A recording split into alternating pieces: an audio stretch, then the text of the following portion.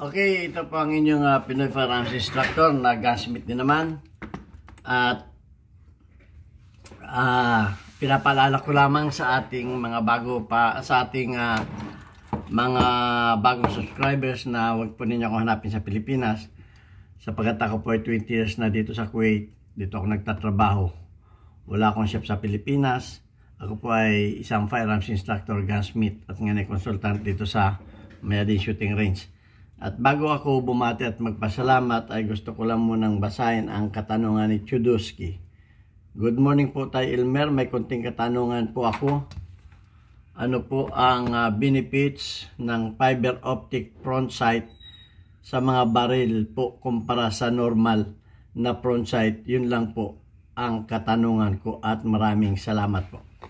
Okay, ito yung fiber optics. Ito naman yung normal na front sight na walang fiber optics. So yan, at bago natin yung sagutin ay gusto ko lang munang pasalamatan ang ating 39,400 na mga subscribers. Thank you very much sa ating mga subscribers na nag-share ng ating mga videos, yung mga nagla-like, sapagkat tayo po ay isang charity vlogger. Ang pag-YouTube po ay inilaan ko para sa aking charity works. Dahil ako po ay dati na nagpapaaral ng mga estudyante, dati dala-dalawa lang ang pinapag-aral ko at yung iba ay nakagraduate na. So ang pinapag-aral ko po ay mga anak na single parent. Ngayon po ay ginawa ko ng 6 at ang allowance nila ng bawat isa sa akin ay 1,000 ang allowance nila kada linggo. So 6,000 kada linggo ang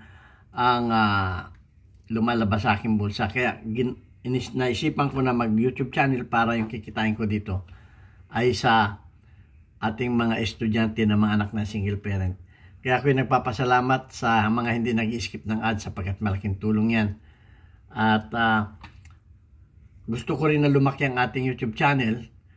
Please supportahan po ninyo ako sa pag-share para marami pa tayong matulungan. Ito po ay pag-charity ko. Ang pagtuturo ko po ay naisip ko lamang na gamitin kong pan-charity ang pagtuturo sa YouTube. So yan, at pasasalamatan ko rin yung ating mga subscribers na nagpapadala dito sa ating GCash number. Okay, yung malaking tulong din po na kahit pakunti-kunti na ipon din at naitutulong natin sa kanila. So shout out kay Alfredo Isidro Ordosipay ng Las Piñas, kay Architect Arnel Salvador ng Kuwait, si Jubil Platon Boy Umay ng Riyadh, Saudi Arabia, si Ombit ng Kia Motors, si Anthony Evangelista ng Pasay, si Conrado Ilulaylio at si Juna Diaz. Merong ayaw magpakilala, tawagin na lamang natin sa pangalang Mr. Adrian. Okay, at maraming salamat din kay Boy Umay sa kanyang pagpapakulay o pagpapadala ng sa ating mga premier. Okay. So ayan, at thank you sa inyong lahat, sa ating mga subscribers na patuloy na sumusuporta sa ating YouTube channel. So ayan, checkin muna natin ang baril kung may bala. Pati revolver ay chichikin din natin. Ayan. So ayan, protocol po yan pag hawak tayo ng baril, laging check. Okay. So ano ang benefits ng ng may fiber optics? Unang-una, masabi ko diyan ay magandang tingnan. Ayan magandang tingnan, may kulay siya. O, di ba? Magandang tingnan.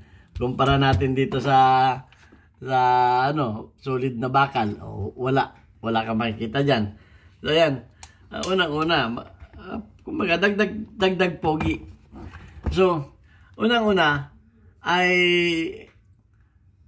sa aking mga paghawak ng baril, siyempre, yung visual, yung madali mo siyang makita at madali mo siyang i-sight alignment dahil nga kumbaga ma-attract ka kaagad sa kulay at lalo't higit. Kaya ito ay may ganito ay pag nasinagan niya ng araw, glowy yan, nakikita mo kaagad. At kahit naman yan ay medyo madilim pa rin siya, maaninag mo. Maaninag mo yung red dot, parang may red dot siya. So, yun ang pinakang advantage niyan. Kumpara dito sa ayan o, kumpara sa sa normal na bakal, madali mo naman talaga siyang makita. Okay, so visible ka kaagad siya. Madali mo siyang mapansin. Yan. So, yun ang unang-una dyan na importante at yun ang advantage. Kasi tinatanong niya ano ang benefits. So, may benefits yan. Pero meron din hindi kumbaga lahat naman ng bagay merong disadvantage at advantage. Ang disadvantage naman ito ay pag sumabit, natatanggal ito. O kaya mapapansin ninyo itong rear sight niya, yung isa wala na. Yung isa wala na. Natatanggal yan. Pero madali namang ikabit yan.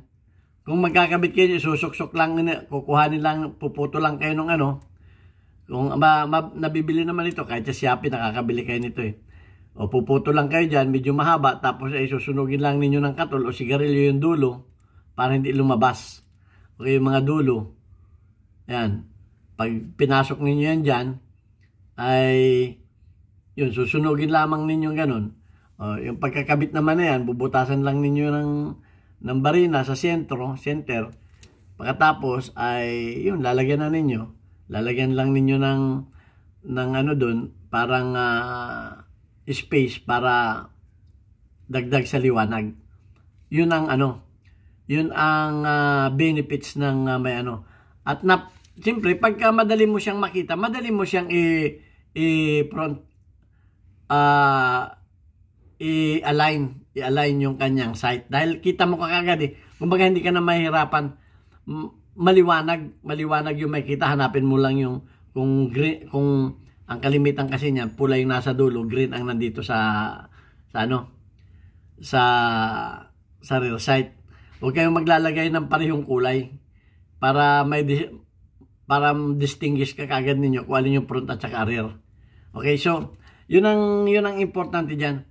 At saka ang isa pa diyan ay yung magiging tatlo yan magiging tatlo. Madali ninyong mai-align yung tatlong dot. Kasi nga ang mangyari diyan ay itong rear sight, ito ang front sight, yan, ganyan. Yung mga, kumbaga itong kuko na itong kuko na ito, yung mga dot niya, madali mong i-align yan. Madali mong i-align, kasi nga may kulay parang color coding. Yun ang niyan. Pero, ang advice ko sa inyo, at saka ito pang isa, importante yan sa mga pistol at revolver, kasi, maiksi lang yung maiksi lang yung pagitan nila Kumbaga ito lang ang magiging pagitan ko, anong haba lang ng barrel at saka anong yun lang ang magiging pagitan yan So madali mo siyang may align. Ay sa mga rifle naman, siyempre mahirap-hirap mong i-align yan. Pero dito, madali mo siyang i-align. At ang isa ko pang nakikita dito ay kailangan mo rin siyang practicein. Hindi naman kumo yan ay naka fiber optic yung kuan mo ay magaling ka na kakaagad. Hindi po. Kailangan mo rin yung practicein. Kaya nga sabi ko, yung mga practicein mo rin yung point shooting. Yung pagtutok mong ganyan, halimbawa, maglagay ka ng target doon. May target ka doon. Pagtutok mong ganyan, sipatin mo kung nakatama. Okay. Yung tutok mong ganyan, kasi ang baril ay extension ng ating arm yan. Pag in-extend natin yung ating arm na ganun, yung sight natin dapat naka-front and rear sight alignment na yan. Dapat yan, pinapractice din yung point shooting. Pagka ganyan, papracticein ninyo, tutok, tapos saka ninyo sipatin. Okay, so ma-adjust ninyo kung nakatingala yung baril ninyo, may adjust ninyo yung inyong wrist na ganun. Hindi pagtutok mo ganyan hanap-hanapin mo pa. Kung biglaan yan. Kasi ang pistol, hindi man kamukha ng rifle na talagang may time ka na may time ka na sumipat. Ang pistol at saka revolver, wala ka ng time para sumipat. Pag unat ng kamay mo niya, sabay kalabit na yan. Sabay kalabit na yan. At once na makita mo yung front sight, ang importante dyan ay front sight. Once na makita mo yung front sight na nakatapat doon sa iyong target, kalabit na yan. Kalabit na, tak, ganun na yan. Kaya nga, yung mga shooter, pinapractice nila yan. Pinapractice nila. Practice ng practice yan. Tak. Hindi na tinitingnan yan. Kaya kita ninyo yung mga shooter, ang bibilis. Hindi na nila hinahanap yung front sight, rear sight alignment kasi nga, nasa muscle memory na yan. Yun ang importante. Kahit pa yan ay naka fiber optic, kahit pa yan ay naka normal iron sight lang na walang fiber optic, pareho din lang yan. Kasi nga, hindi na tinitingnan yan pagka yung lalo yung mga 5 meters, hindi na tinitingnan ang sight. Tutok lang ng tutok yan, tutok ng tutok ng tutok lang yan. Tutok kalabit, tutok kalabit. Hindi na tinitingnan yan. Titingnan lamang ang sight niya sa mga plates. Sa mga plates, importante yan. So yan. Pero sa mga paper target, ordinary target, wala na yan. Tutok, pak, pak, pak, pak, pak. Ganun na yan. Wala nang yan. Kumbaga nakalak na yung wrist mo dyan. Nakalak na. Pag hawak mo ng baril, kung saan mo dalhin yung kamay mo, ando doon na yan. Pag nilagay mo dito, andun yung target. Pag nilagay mo dyan, andun yung target. Kumbaga yung baril mo ay hindi mo na kinakailangang hanapin yung up and down. Up and down, naka-muscle memory na yan pag hinawakan mo ganyan. So, yun ang importante sa paggamit ng sight. Yun ang importante. So, may advantage, may benefits talaga may benefits ito lalo sa mga beginner. Lalo sa mga beginner na nag-aaral pa lang, may benefits. Unang-una, magandang tingnan. O parang moderno. Madali mo siyang front and rear sight alignment. Yun ang importante niyan, yung visibility, yung visual. Na man ang madiliman, makikita mo siya, maaninag mo siya. Pero ito ang mas importante, point shooting pa rin. Hindi, yung front sight and rear sight, maganda lang yan sa mga maliliit na target, sa mga malalayong target, ginagamitan ng front sight and rear sight alignment.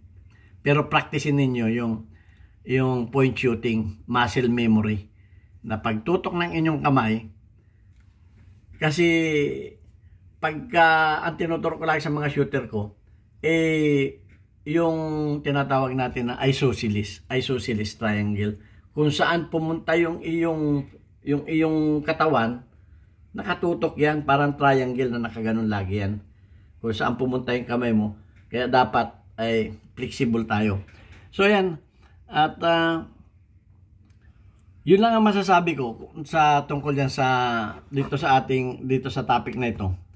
At kung meron pa kayong alam na benefits ang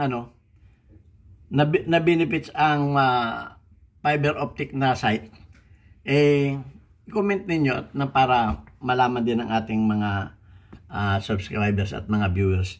So, yun lang ang masasabi ko, na importante pa rin yung muscle memory. Ang importante sa lahat, may sight man yan at wala, kung may muscle memory ka at alam mong gamitin ang iyong firearms, ay tatama ka at tatama. Kahit nasa dilim ka, aninag mo basta be sure to your target.